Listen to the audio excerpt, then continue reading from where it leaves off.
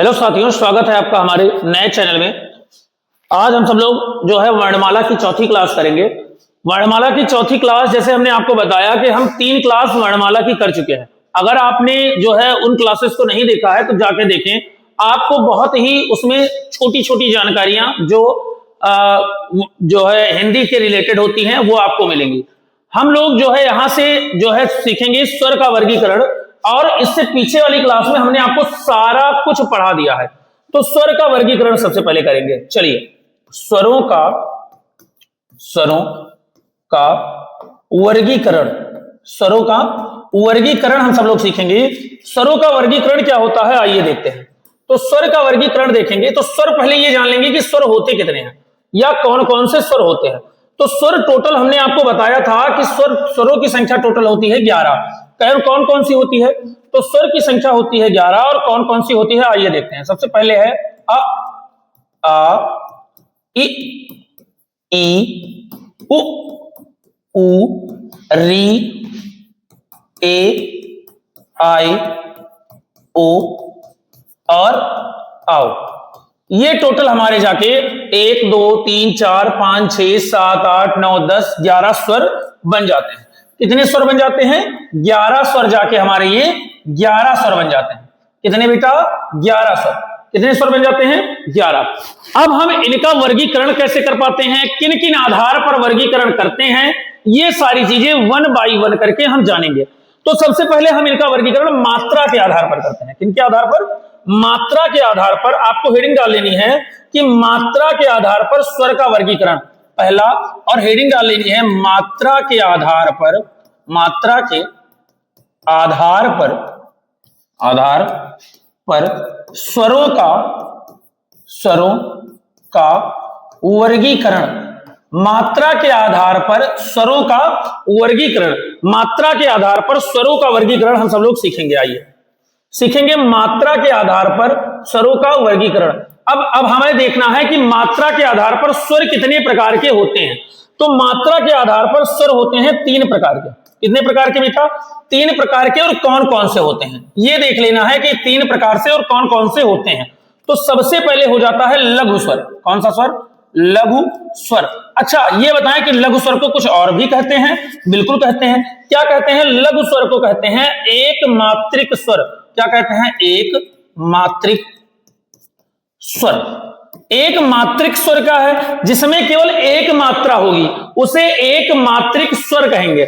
लघु स्वर कह दिया हमने, एक मात्रिक स्वर कह दिया। और कुछ कहते हैं? इसका मेन नाम तो हमने आपको अभी बताया ही नहीं। इसका मेन नाम होता है ह्रस्व स्वर। क्या होता है? ह्रस्व स्वर। ये इसका मेन नाम है। क्या 3 नाम इसको कहते हैं? लघु स्वर, एक मात्रिक स्वर और ह्रस्व स्वर या ह्रस्व स्वर। समझ में आ गई बात? ये होता है एक लघु स्वर, एक मात्रिक स्वर या ह्रस्व स्वर। अब हम चलते हैं दूसरे पे। दूसरा क्या है आइए देखते हैं। दूसरा है दीर्घ स्वर। क्या? दीर्घ स्वर। और इसे कुछ कह पाएंगे? बिल्कुल कह पाएंगे। क्या कह पाएंगे? और इसको कहते हैं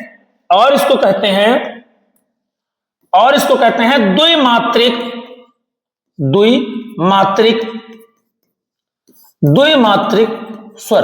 क्या क्या कहते हैं इसको कहते हैं दीर्घ स्वर, द्विमात्रिक स्वर, या और भी अगर कुछ कहना चाहो तो बड़ा स्वर भी इसे कह सकते हैं।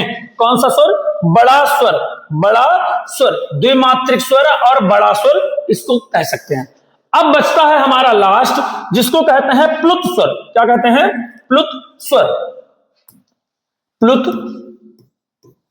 प्लुत स्वर। क्या कहते हैं? प्लुत स्वर। प्लुत स्वर। तो ये 3 प्रकार के, मात्रा के आधार पर इन्हें 3 प्रकार से बांटा गया है। कितने प्रकार से?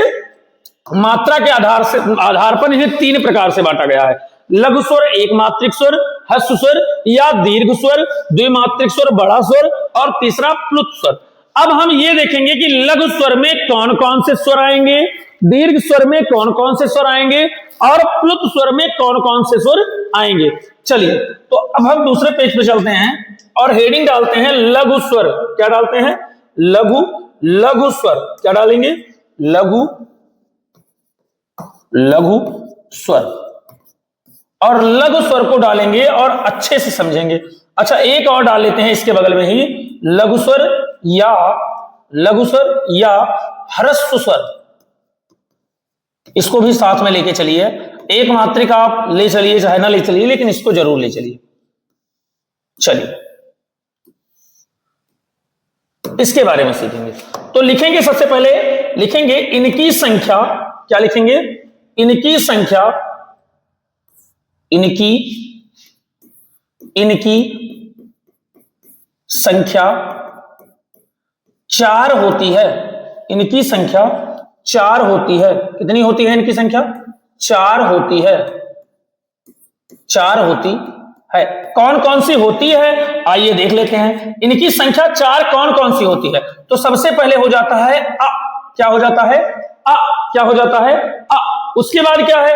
इ, अ, इ। और आप बताएं क्या हो जाएगा? अ हो जाएगा, इ हो जाएगा, उ हो जाएगा, उ क्या हो जाएगा? उ। उसके बाद हो जाएगा री। अब ये जो 4 हैं, ये जो 4 वर्ण हैं या 4 स्वर हैं, ये एक मात्रिक हैं, मतलब इनकी मात्रा केवल 1 होगी। कितनी होगी? 1। अब हम इनकी डिफिनीशन देख लेते हैं। आइए इनकी डिफिनीशन देख। इसकी डिफिनीशन है कि वे स्वर जिनको बोलने में वे स्वर जिनको बोलने में दीर्घ स्वर या द्विमात्रिक स्वर से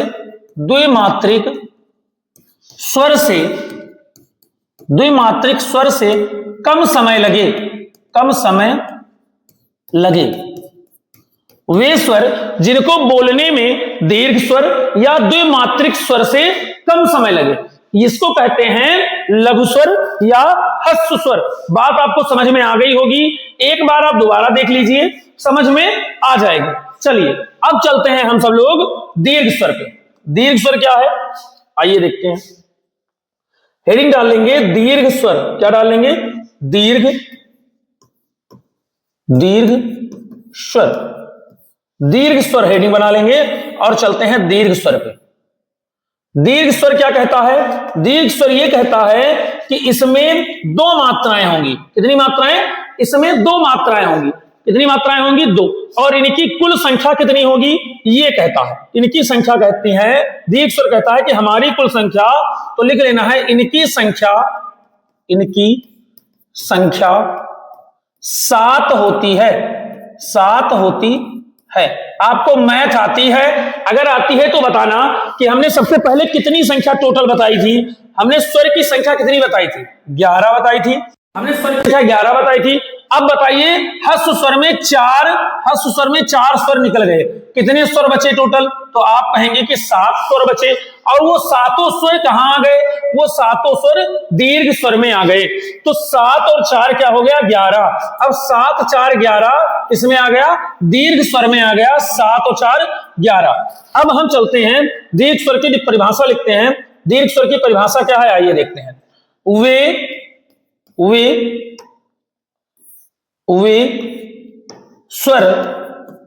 वे स्वर जिनको बोलने में या जिसको बोलने में, वे स्वर जिसको बोलने में ह्रस्व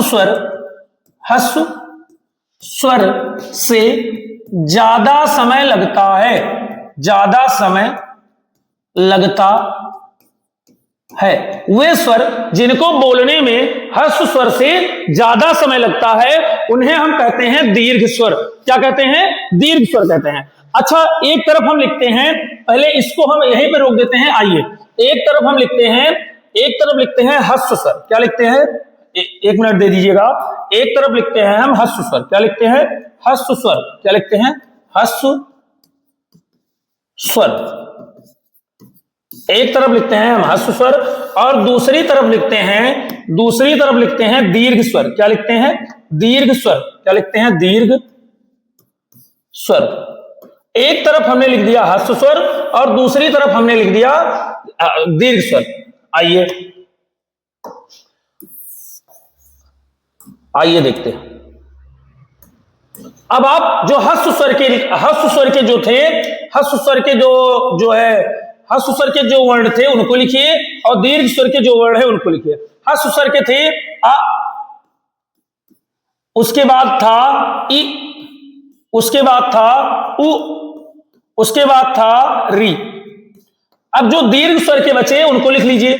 दीर्घ स्वर के थे बड़ा आ, बड़ी ई, बड़ा ऊ, ए, आए, ओ और आओ। टोटल कितने हुए जिनके देखिए 1 2 3 4 5 6 7। अब इनकी मात्राएं हम सबसे पहले देख लेते हैं। मात्राएं क्या होती हैं? देखिए, जो छोटा आ की तो कोई मात्रा होती नहीं है, छोटी ई की ऐसे मात्रा होती है, छोटा ऊ की ऐसे मात्रा होती है, री की मात्रा ऐसे होती है। अब इसकी मात्रा देखते हैं। आ की मात्रा ऐसे होती है, ई की मात्रा ऐसे होती है, ऊ की मात्रा ऐसे होती है, ए की मात्रा ऐसे होगी, आए की मात्रा ऐसे होगी, ओ की मात्रा ऐसे हो जाएगी और आओ की मात्रा ऐसे हो जाएगी। बोलो, बात आपको समझ में आई? अब इसको पढ़ के देखते हैं। हस्व स्वर जिनको बोलने में दीर्घ स्वर से कम समय लगे, जैसे अ, जैसे अ, और उसके बाद छोटी ई, उसके बाद उ, उसके बाद री, री। थोड़ा सा समय लगा री में, या तो हस्व स्वर में बहुत ही कम समय लगता है। अब आप दीर्घ स्वर की तरफ आ जाइए। दीर्घ स्वर को जब बोलेंगे तो बोलेंगे आ, ई, ऊ, ए, आए, ऐसे, मतलब थोड़ा सा ज्यादा समय लगता है। बुरी बात आपको समझ में आई कि नहीं आई? अब हम सब लोग चलते हैं प्लुत स्वर पे। कौन सा स्वर? प्लुत स्वर। कौन सा स्वर? प्लुत स्वर। आइए, प्लुत स्वर। प्लुत स्वर पे चलते हैं। प्लुत स्वर पे हम सब लोग चलेंगे। सुनिए, जब कोई अक्षर आधा हो और वो किसी वर्ण पे चिपका हो, तो उसके ऊपर जो सिरोरेखा लगाते हैं वहां से नहीं लगाते हैं, जहां से हमारा मेन और बड़ा वर्ण चालू होता है वहां से सिरोरेखा लगाएंगे। अगर हम चाहते तो सिरोरेखा ऐसे लगा सकते थे। देखिए, सिरोरेखा ऐसे लगा सकते थे, हमको कोई रोकने वाला था कि नहीं था? कोई नहीं था। लेकिन हमने देखो कहां से सिरोरेखा लगाया है, ला से, क्योंकि वहां से सिरोरेखा नहीं स्टार्ट होगी। कब? जब कोई वर्ण या जब कोई लेटर या जब कोई वर्ण या जब कोई अक्षर आधा होगा। अक्षर तो हम इसे कह ही नहीं सकते, हम वर्ण कहेंगे। क्या कहेंगे? वर्ण। बोलो, बात आपको समझ में आई कि नहीं आई? बताओ, बात आपको समझ में आई कि नहीं आई? तो हम क्या सीखेंगे? हम सीखेंगे प्लुत स्वर। चलिए, में क्या है बच्चों, आइए हम सब लोग ध्यान से देखेंगे। लिखिए, वे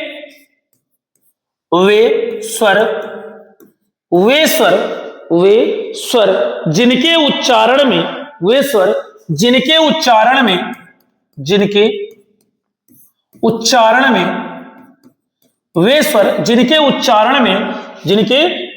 में हस्व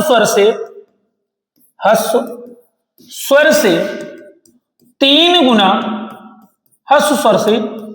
गुना समय लगता है। क्या कहलाते हैं? हस्व स्वर कहलाते हैं। क्या कहलाते हैं? हस्व स्वर कहलाते हैं। आइए, और इसकी दूसरी परिभाषा अगर देखनी हो आपको तो वो भी लिख सकते हैं। दूसरी परिभाषा क्या है? दूसरी और एकदम इजी परिभाषा क्या है कि वे स्वर जिनके उच्चारण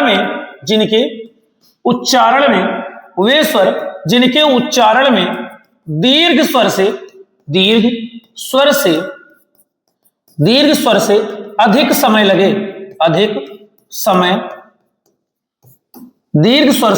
अधिक समय लगे, जैसे एग्जांपल देख लेते हैं। क्या है एग्जांपल? आइए देखते हैं। एग्जांपल है जैसे हमने लिख दिया राम। क्या लिख दिया? राम। देखिए, ऐसे जब हम लोगों के बाबा जी नाम जपते हैं तो वो क्या करते हैं? दूर, मतलब ज्यादा देर तक नाम जपते रहते हैं। जैसे ओम। क्या? जैसे ओम। क्या? ओम। 1 मिनट रुक जाइए। ओम जैसे क्या जपते हैं? ओम ओम, ऐसे ऐसे जपते नहीं रहते हैं ओम। तो इस प्रकार के जो वर्ण होंगे, इस प्रकार के जो स्वर होंगे, उन्हें हम क्या कहेंगे? प्लुत स्वर। बात आपको समझ में आई कि नहीं आई? बताइए, आपको बात समझ में आई कि नहीं आई? इसमें हम सब लोग थोड़ा सा और एक चीज देख लेते हैं जो है लघु स्वर में देख लेते हैं। लघु स्वर में क्या होता है कि इसका लघु स्वर है, हमने आपको बताया कि ये एक मात्रिक स्वर होते हैं। तो लघु स्वर का जो दर्शन चिन्ह होता है, कौन सा चिन्ह? दर्शन चिन्ह। लघु स्वर का जो दर्शन चिन्ह होता है वो एक होता है। क्या होता है? एक। लघु स्वर का दर्शन चिन्ह एक होता है। अब लघु स्वर का जो दर्शन चिन्ह एक होगा तो इसी प्रकार दीर्घ स्वर का भी कोई दर्शन चिन्ह होगा। तो दीर्घ स्वर का जो दर्शन चिन्ह हो जाता है, दीर्घ स्वर का जो दर्शन चिन्ह हो जाता है तो उसको लिख देते हैं दीर्घ स्वर का दर्शन चिन्ह। दीर्घ स्वर का दर्शन चिन्ह, दीर्घ स्वर का दर्शन चिन्ह, दीर्घ स्वर का दर्शन चिन्ह 2 हो जाएगा। ऐसे लगता है, इसे 2 पढ़ा जाता है। कैसे लगता है? ऐसे लगेगा और इसको 2 पढ़ा जाएगा। बोलो बात समझ में आई कि नहीं आई बताओ।